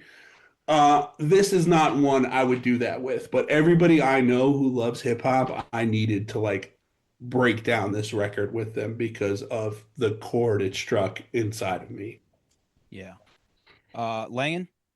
Yeah, I can't add. I didn't really speak on it when it was my second, but everything you said is exactly the way I feel. It's just works for as a whole album for me. It's got the theme of processing grief, but it's not morbid at all. It's very uplifting. Totally. I found it like really refreshing. But my number one, in the same vein as De La, how it's not a collection of tracks but works as a piece, is I also Apathy's wait, Mom and Dad. Go ahead. I just cut you off. Uh Jake, did you do your number two? My number two is Alfredo. Afraid. Okay. I just want to say Balloon Mind State has always been my favorite fucking De La Soul album. I just wanted to say that. And Incredible. I know it's Great. like their least favorite as a collective for them. Um Disagree? Seriously? they don't like it. Yeah, they They don't don't like like it? they don't like Yeah. it. Yeah. Patty Duke is one of the top Yo, 10 Patty Duke is songs so of good. all time. Yeah. I don't know Great what it record. was. Maybe just like having it on cassette when we were like, I must have been, I guess we were like 15, 16, and we would listen to that cassette over and over and over again. But yeah, man, Balloon Mind State was That just, De La Soul is Dead and Stakes is High are their top three for me. I So mean, listen, we can go, I'll even go Grind Date. I thought Grind Date was a great I fucking think return for they've sure. never turned in anything bad. No, yeah, No. yeah. So, And you but know what? yeah, And they always represent Long Island hard, but this new record, they Yeah, rep very hard. And I love very that good. fucking, that shit, can't help but resonate. but, Yeah, all right, number one, go ahead. My number one is Apathy's Mom and Dad record. I did love Um, that too. Yeah, Apathy, I mean, as far as MCs, Apathy is one of the most consistently He is putting out unbelievable. great album, like albums, not just singles. If he's hot on features and shit, but he's just an incredible artist. I mean, his rhymes are incredible, but he produced like 9 of the 12 tracks on this record. I don't know the other three and stuff, but it's it's very much almost like a concept record. Every song flows and works into each other. It's a theme of growing up in the 80s, thus the Ron and Nancy on the album cover. Um, but the track Shore Life, so vivid and cinematic. Mom and Dad put the money in a bag. Death of the Middle Class. It's incredible, and he just does. He never fucking misses. His albums are Yeah, always good, man. it's And this is it's amazing. it's really wild. A guy that has an ear for production that's unbelievable. Like This is once I another start one that I learned about from you guys. I had no idea who he was until I heard him on one of your previous Connecticut's on the map. wrap-up That's what shows. I. Yeah. But but like listening, the Get Busy Committee stuff, the Demigod stuff. I mean, just really cool stuff. And yeah, Apathy is just unbelievable. He's one of those guys that's just so consistent. He's like the Hives. Like people kind of know the Hives, but they just don't know the consistency of constantly putting out great album after great album to like, their fan base, and their fan base loves them. But Mhm. yeah, Apathy is fantastic. I'm going to step in on some, as the Brooklyn resident, I'm going to dip my toe into some woke shit and see how you guys feel about that. As much like I loved this record, and I especially loved that, like you said, like the conceptual element that it's like he's juxtaposing, Ron and Nancy as mom and dad for the nation versus how Mhm. his mom and dad and other moms and dads suffered from Reagan era politics. And then I find out suddenly in the last few years that Apathy has made this fucking MAGA turn. And I'm like, well, that doesn't square conceptually with your record. Like, I don't, and it Is really, he? I didn't know that. No yeah, like, idea. I don't know how deep. And again, like, when I find that out about somebody, it's like with the Smiths, right? Like, I didn't decide to stop listening to the Smiths when Morrissey became like that, like an outward racist piece of shit. It just stopped feeling the same. Like I didn't do it on purpose. I didn't decide to not listen to it. It just something left. And when I was looking into this record, because I was listening to this album and I really liked it. And again, I was hearing the concept and the lyrics and it was really hitting. And I'm like, that was so potent for me, that message. And then to hear that like he's deep in Reddit, like Trump supporting and anti-vaxxing and all that shit, I'm like, where are these lyrics coming from? And it broke that chain for me, you know? The I have no humans, idea. the human condition, very complicated. Yeah, A lot of yeah, gray, a lot of yeah. gray. I don't ever get that vibe from him. But I mean, like, his politics, I'm one of those people I don't give a shit, like, at all. Yeah, I don't think he's gone like full Daily Wire or anything, but like I think it was just because like what I was loving so much about that album was in such seemed to be in such direct contrast. Yeah, I mean, listen, anyone's feeling towards something, like, yeah, I mean, that's what it is, it is. I remember one time listening to a Wu-Tang affiliate, maybe it was Wu-Tang. I'm not even gonna name the artist, but like, he- I'm listening to it, and he said something about like bombing like a synagogue, and I was like, man, I'm like, you know what? I'm like, art is art, but for some reason, Yeah, I was like, man, that happens to me sometimes too. I'm like, that hit weird. Like, I don't know if like, I'm like, yeah, maybe I just want to listen to the song again because it just, but he was like a young kid, probably. Who knows what person he is today? But sometimes you have this like effect, and then sometimes I listen to Gigi Allen and I just laugh. I'm like, this is so Yeah, funny. and hip hop is another one where it's hard for me to even get into because one, I realize they're speaking from a perspective on the world that I am not a part of, and even like Sure, a hip you live in Brooklyn. a part of. But I remember like a couple of years ago, West Side Gun put out this track Chloe that I still think is like it's such an incredible song. I still listen to it all the time. the lyrics are disgusting. Like when we talk about like misogyny still exists in hip hop, like I talk about this with a friend of mine a lot. Like, how are they still with bitches and hoes and stuff? But I get it, it's part of the lineage, whatever. I'm not going to comment on it. But this one is just like, I'm going to beat the shit out of you, bitch. Like, it's so gross. But Yeah. for some reason, that didn't, I'm like, all right, well, this is the song. I fucking love this song. I love that. And again, with like this apathy thing, it's like I do know that a lot of people who wind up becoming supporters of that, right wing, conservative, whatever movement are people who are poor, are people who are desperate, are people who are in pain, and it's getting directed and manipulated in all sorts of ways. So it's not like I'm sitting here going, well, how can you think this and this at the same time? It's just as the person that I am. I'm not equipped to like I don't have the mental capacity to hold those two things at the same time and still kind of go forward with it, Like Well, it's personal. you bring a real sensitivity to the show that Langan and I lack because Thank you. we're two Neanderthals that So I can frankly be your we Brooklyn woke bullshit correspondent. we could not give one shit about any of that. All right, so that's number two. Number one for me, what kind of year would it be without me bringing up Big Ghost LTD and someone that Langan brought up recently, UFO Thief, Albizu's Revenge. You want to talk about a Who fucking made that up? What the fuck is that? yo? I'm gonna send you the fucking Say that album. again? Yeah. Albizu's Revenge. I'm gonna send you Is the that the video. one that just came out recently? No. It's the Or one that came earlier? out earlier. Okay.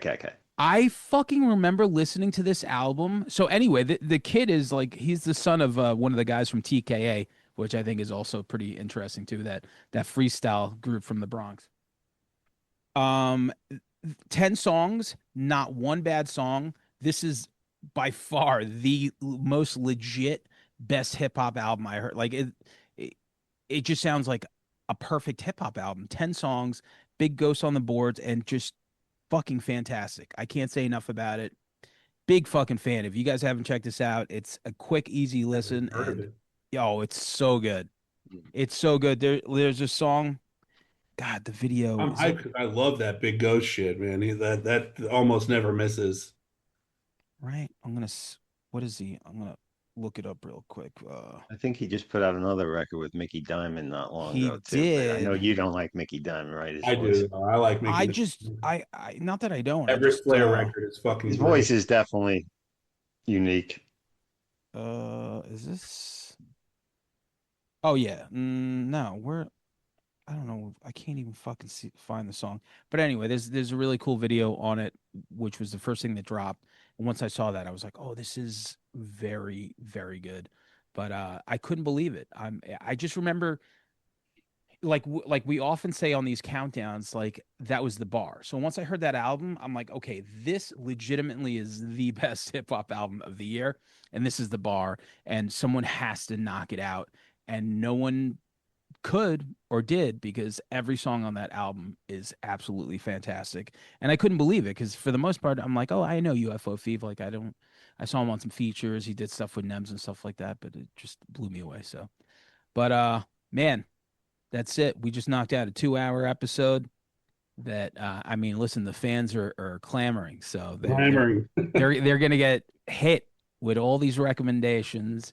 And we did it. We got one episode left, best movies of the year. So That's fucking awesome. I love how diverse these lists were. Like, dude, I have so much shit to listen to. well, that's what I said. I knew we were gonna get like a little bit of overlap, but also just like random shit like clipping and fucking Dead Perry. You know what I mean? Like I was just like with Dead Perry, and I just said UFO Fever. You guys are like you. I'm like, that's not even You words. just made that up. You just He made fucking my he made my honorables. okay. Yeah, exactly. You Yeah, mentioned it. yep. So Good shit. all right, yeah. Before this gets any longer, Jake, thanks for sitting in. You know the Thank you door's for having me open. once again. Anytime. I love coming on with you guys. It's Friend always of the show. great, and I really appreciate you giving me the opportunity to Listen, talk this out with you guys. like I said, fun. Listen, when this hits, your life's gonna change, dude. okay, Just get ready for the bump. Get ready for the bump. In Yeah. a minute now. Someone's gonna come in and ask for a screaming Viking at the next Williamsburg bar that you're bartending in, and they're gonna be like, "Oh, I heard you on Red River podcast and fuck apathy or I'm gonna be whatever." like, yo, man. I'm gonna be like, yo, man. That's my other life. All right, be cool. Yeah. We're just kidding. We love apathy. But all right, guys. Rock and roll. See you guys. Happy New Year. But I'll talk to you guys before then. Adios. Later.